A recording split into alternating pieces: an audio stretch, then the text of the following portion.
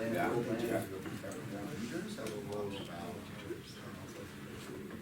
morning. Good morning. Again, I would like to start off this press conference by thanking Captain Chad Dunn, Lieutenant Matt Mills, and firefighter Hansel Reed. They responded yesterday to an personal emergency our family had with my mother-in-law fell at her church. She has been hospitalized, and that's why my day's a little slower off than it is normally.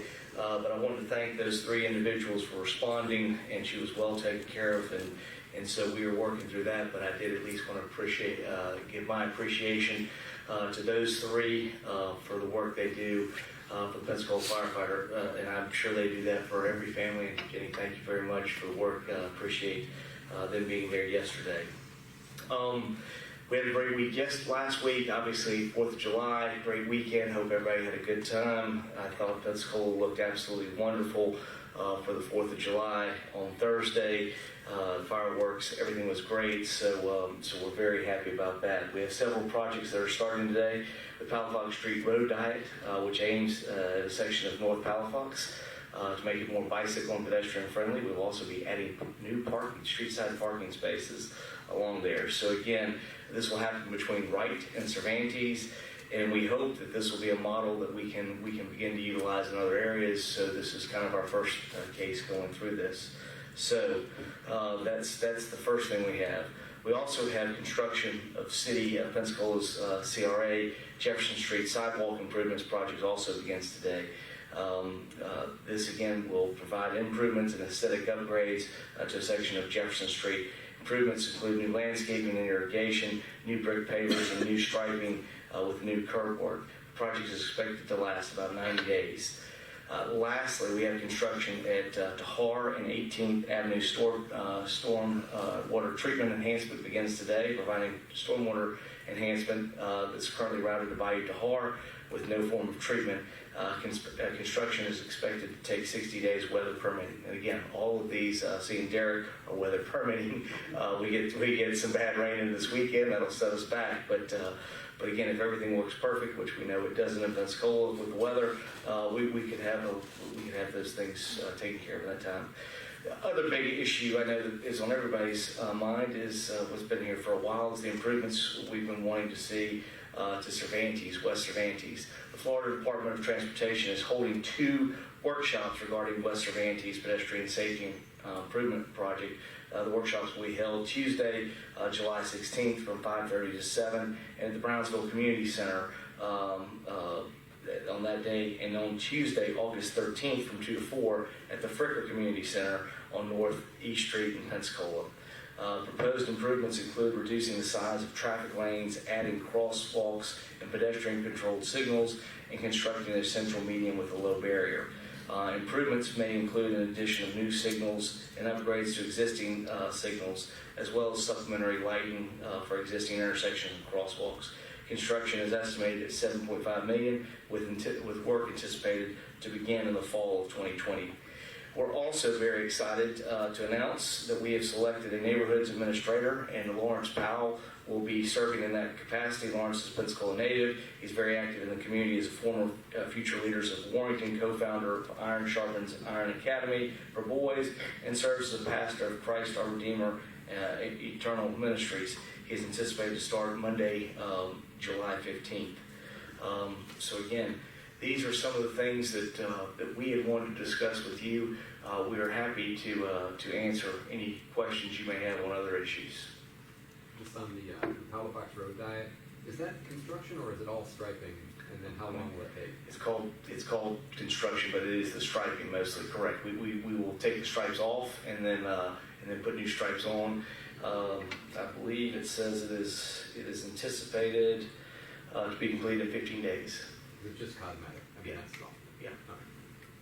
Yes, Chairman. Can you talk a little bit about the police shooting? I'll be happy to, in the sense, it is regrettable whenever anything like this happens. I went there Friday after this occurred. The good news is that everything was on body camera, both I understand the chase and the scenes that happened. So all of that has been turned over to FDLE. They are the ones that are right now investigating this. And at this time, there's not much else we can say other than there's an ongoing investigation. I do wish to thank both Jewel Canada Wynn and Commissioner Lumen May, who were out there Friday with myself in the neighborhood talking to citizens, hearing them and promising, we're certainly going to make sure that this is investigated and we take a chance to look and see what happened.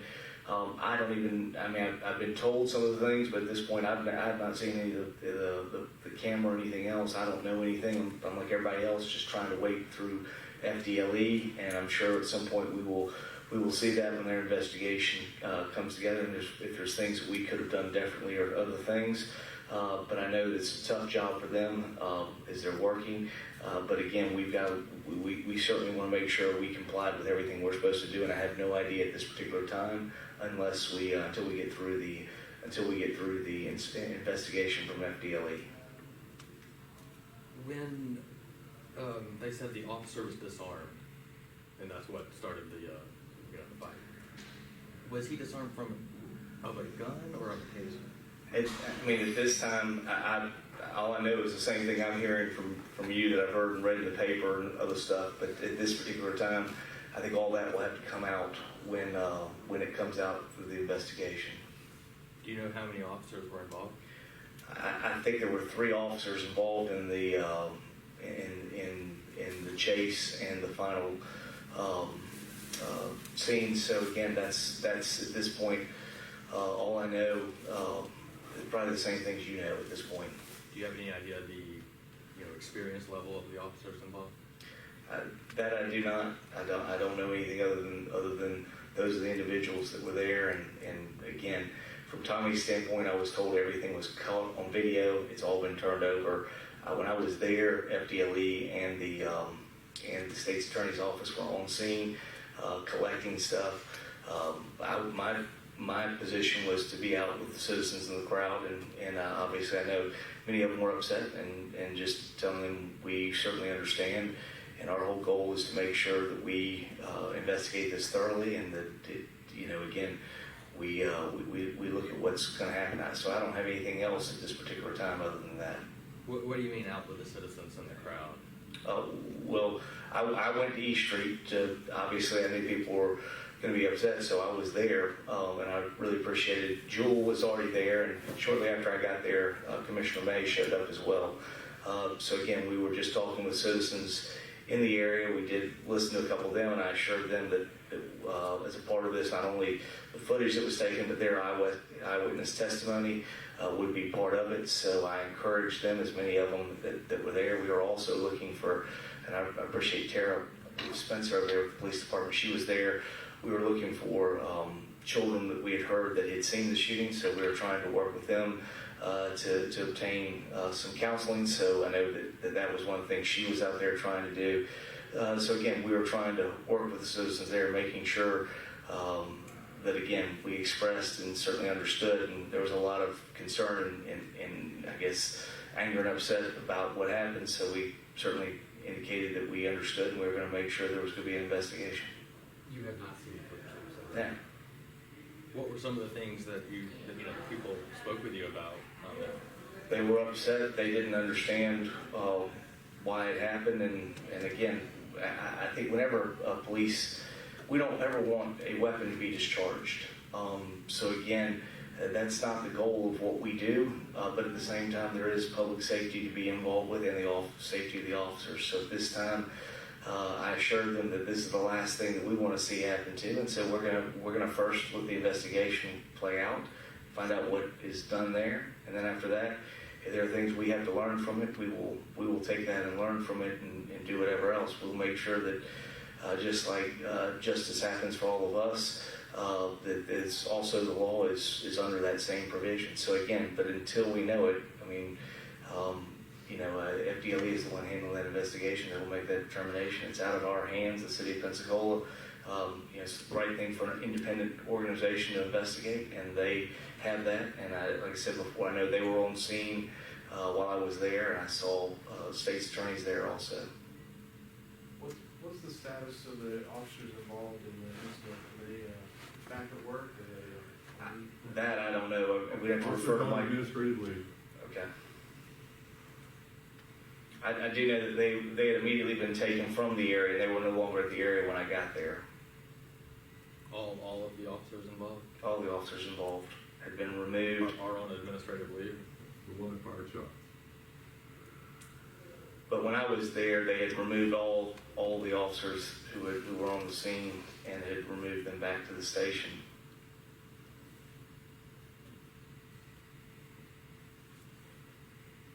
In your conversations with Tommy, did he indicate whether he thought things, happened as they should, or whether he thought things could have happened differently?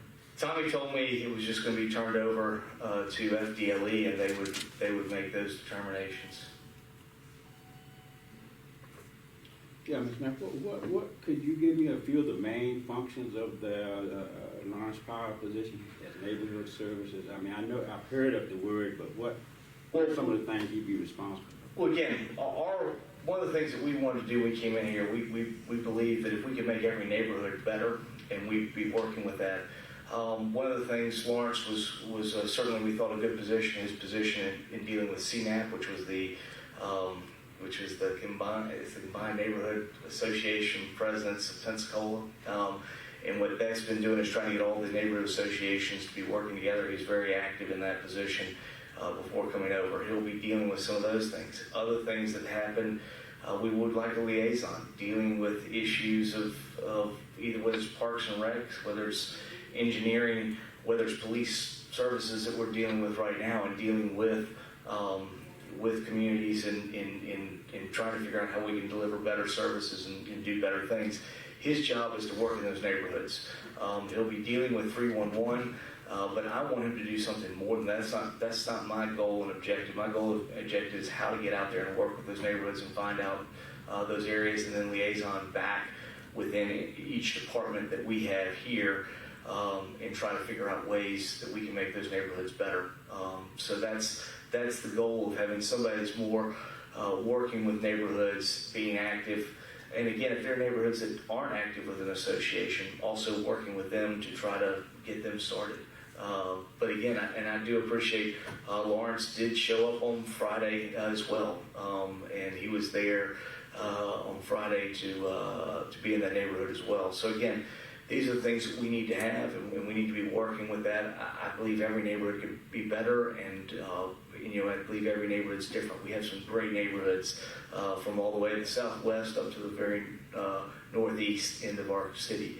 And our whole goal is to make sure that each one of them has somebody they can work with to figure out what's going to work for their neighborhood. So I'm ready to put him to work and get moving on that. That's one of the things we said we wanted to start from the beginning, and very happy we now have this position filled and ready to move forward. And he starts, you said July? July 15th, which will be next Monday. Okay. Yes. The East Side redevelopment committee, I forget what exactly it's called, but they're going to discuss the two-waying of MLK and Nathan. Yes. Have y'all been out and talked to residents and property owners around there? I haven't. I'd like to be at the meetings and begin that process. I think that's where it starts. I've said that from the beginning, that I think it would be the things I've heard. I've gotten several calls from concerned citizens about speeding in there, and I tried to remind them that those one-way streets, the purpose of those one-way streets is to move other people that don't live in that community fastly through that community. So the best way to reroute some of that traffic, slow it down, or do anything else is to turn and make it two-way. I think I told y'all when I went to Charleston, I saw that happen, and it was an interesting experience. I was actually with a staff person that they were showing us around, touring us, and the staffer said he'd been trying to get the mayor for months to do it, and he finally did it, and said it was the best thing that they had done. He wished he'd done it earlier. So I immediately took that as, perhaps this is in that neighborhood was a very similar neighborhood to the east side, an area they were trying to encourage redevelopment in and infrastructure, and people would put money back into that community. So again, I think it's the same thing. I think if we can do that, I think it would change some of the traffic dynamics in that area. So at this particular time, I haven't planned to do anything more than get out there with them, and I've indicated I have support, but I really want it to be something that's citizen driven. And that's really something I would also see that neighborhood's position being involved with. I mean, that's something for them to be there. scooter ordinance. Mhm. Just a question about the boundaries and the restriction, particularly at Halifax. On one hand, you're cultivating North Halifax between Cervantes and Wright as a pedestrian bike area, yet at the same time, the rest of it is no electric scooters all the way down to Main Street. They seem to be at odds with each other, but maybe just clarify the thinking about that. Again, I think we're going to crawl before we walk, before we run. So if there are boundary changes that happen over time and we experience, our major thought was we have a lot of pedestrian. What we don't want is to see things in the sidewalks. I'm not saying that we might come back and say scooters on Palafox, but I would say at this time, Palafox from Garden to Maine right now has so much challenge with Gulf Power. There are a variety of things as we're working through there. We just didn't think it was the best place for us to start, and seeing how active a pedestrian corridor we have, we really didn't want to see it there. We do have it right now in the downtown core. I think that's where we kind of have it limited to, but I do know that scooter companies have expressed an interest in the Pensacola State College area. So I do think at some point it will move, or those lines will change to different areas. The challenge with Pensacola State, and we've discussed this with them, is the campus itself would be great for this. We think it would be very conducive for students, and again, challenges with parking spaces, a variety of things. I think it would be very successful. The problem is they don't like getting on roads that are over 35 miles per hour. Well, you have 12th, 9th, and Airport, all of those kind of roads that border Pensacola State. So we had some discussion with them. We don't know, again, I think we're kind of learning as we move forward, but we do think that something like a Pensacola State will eventually see scooters of some type, and I'm just not sure how it will work or what we'll do, but that has been expressed interest. But we did say at least we want to start in the downtown core and see what we can do in that area. And I believe the ordinance, I see the mess in the back, I believe the ordinance is coming in August, and we're looking for readings in September. Is that correct? Pretty close. It's on Monday's agenda. You want to present it? This is just a discussion item. It's a discussion item, but I do believe we're looking at August, early September is what we're looking at. The penalty structure for them not, leaving them around or not collecting them seemed pretty hefty. Is that patterned off other ordinances, or where do those numbers come from? Oh, again, that's. Yeah, we looked at several other Florida cities, and Tallahassee was probably one that we defaulted to the most, but Tallahassee, Fort Lauderdale, Sarasota.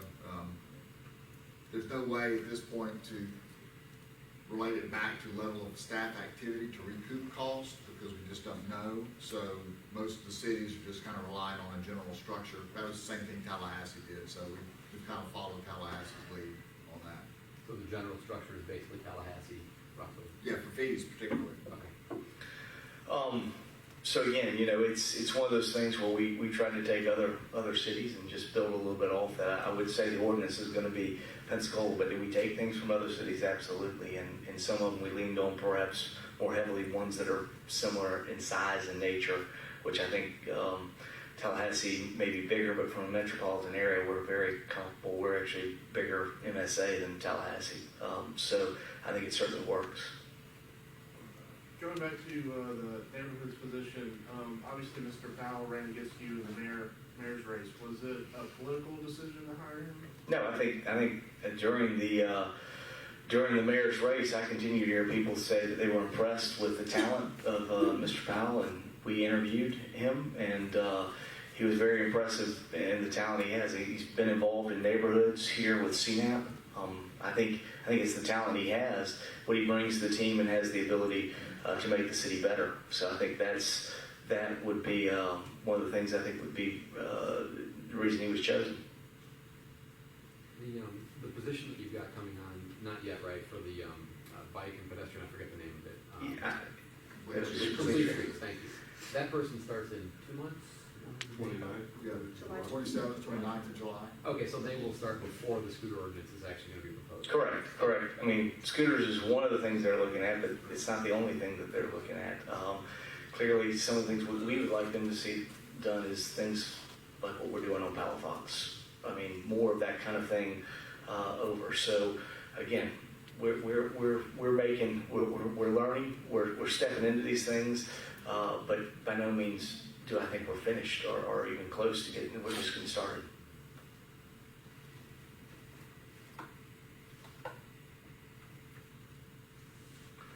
Is the city prepared for potential tropical weather? I see Chief Craner behind you. She's been sending stuff out to us, so I know it's out there. She's been sending it to every other department, so we are well aware of the potential that's there. We're trying to get that ready, but even if it's not a full-blown hurricane, I think we got to be vigilant. I mean, right before I saw something this morning with there were flash floods in D.C. when they had a substantial rain. So anytime something like this can happen, flash flood in the summer.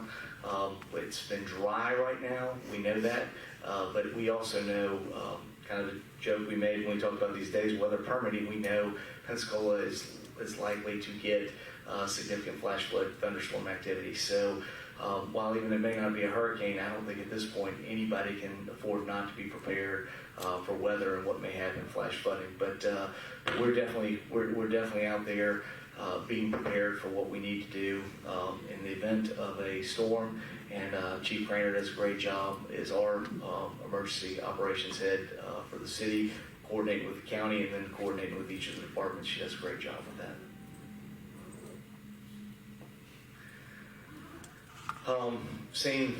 I had heard you had already. I thought you were going to, Andrew, bring up about the sign in Hitzman Park. Yeah, it's okay. So just seeing that came as somebody sent something to me on Friday. I was not aware of it, and I indicated we would research it. Although I did tell the citizen that I find it interesting that Mr. Sukor, who has had the cross case, now believes that it almost strengthens our case for the rehear, since clearly, but he thinks he needs to put a sign out somewhere. One of the challenges we do have is Hitzman is not one of the parks that was allowed to. We have 53 parks that are on the list of working with Clean and Green. Hitzman is not one of them. But again, what my understanding is we have talked with Clean and Green and we're making them aware, although their director has some emergency issues they're taking care of right now, but we have expressed to them that they certainly have that, the city has that agreement with them on parks, but Hitzman is not one of those parks. But at the same time, this particular time, in light of where we're going with the, we're waiting to see what happens with the Cross case, I just find it interesting that he takes one position with one thing and then takes another position on the other. But again, some people have to be very consistent. The city has to be consistent. We'll look forward to seeing what comes out of the ruling, and then we'll look to apply from there. I mean, it's certainly, there are parts of the ruling that are very interesting because it talks about timelines. So, there may be some things we have to change going forward once that ruling comes out. But right now, until we have a ruling on the Cross case, other than the fact of it has to be at a park that is one of the 53 parks that's on the list. Again, from that standpoint, we think it only strengthens our position that we don't. We're not trying to establish a religion in any way, but he is going to have to comply. Or they're going to have to comply with the list that we've been given to keep Pensacola beautiful. So you're saying they're going to be paid to move to some other park because They'll have- Hitzman is not within. Hitzman is not one of the 53 parks that has an agreement. So that was an error by Pensacola to keep Pensacola beautiful. My understanding is they've been told that he can choose another one of the 53 parks, but Hitzman is not one of them. There's no. What's the process for vetting people who volunteer to clean up parks, or is there one? That's one that we'll have to work through, and anybody can certainly work and clean up. We'll have to work, and we'll look to see what comes out of the new court case as far as some of those other things. I mean, how you do with signage. Anybody can certainly go utilize a park or work to clean it up. That's anything. Anybody has the right to do that. Is the list? Is there a waiting list, or is there a shortage? If you don't mind, Mayor, we have two ways that we work with groups to keep our parks clean outside of our own staff. One is we have a volunteer program that we manage where groups come to us and want to spend a Saturday cleaning up. And then we have Keep Pensacola Beautiful, who manages our Adopt a Park program for us, and they manage that. We gave them a list of 50-something parks, 53, 57, whatever the number was. And the rationale behind that list was we didn't want to give them the large regional parks, we didn't want to give them the athletic parks, and we didn't want to give them the community center parks, because those already get massive attention from the staff anyway, and the contractors that mow and keep the parks clean. So that left about 50-something neighborhood community parks. Unfortunately, in this case, regardless of who the group is, Keep Pensacola Beautiful accidentally gave them a park that wasn't on the list. It's too big of a park for one small group to manage. And then with that, they have to do X number of hours, X number of times a year to be able to manage it. And Hitson is probably just too large for a small group or any group really to manage. And so that's why the larger regional parks are not on the list. But of the 53, are you full? Do you have a surplus? Are you short on We volunteers? have more parks available for adoption than we have adopted. 1620 is welcome to take a park. Love to have you. So you would see them moving to one of these 53 is the idea? Well, that's what we're going to talk to Keep Pensacola Beautiful about. Unfortunately, like I said, when we spoke with the lead staff member there, she's at the hospital with relatively surgery. So Mayor, just to clarify, you don't have a problem with the state and this group having a sign up in the city park?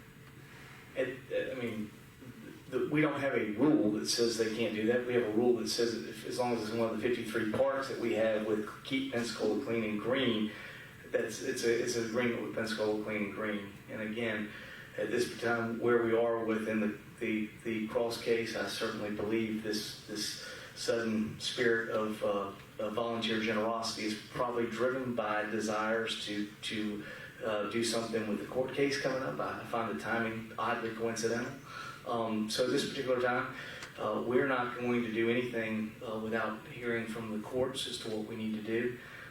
So we'll look forward to whenever the courts come down with the application, we'll look to apply it whatever happens. Until then, there's an agreement with Pensacola Clean and Green. He did not contract with the city. He contracted with Pensacola Clean and Green. But he has to live, and Pensacola Clean and Green has to live within the rules that we provided to Pensacola Clean and Green. Just want to clarify, it's Keep Pensacola Beautiful. Okay, I'm sorry. Don't worry. I still call them that on the other one. Old habits. I still call Scandia Community Clinics. I have a tough time calling them the right name too. But yeah, Keep Pensacola Beautiful. Thank you for addressing.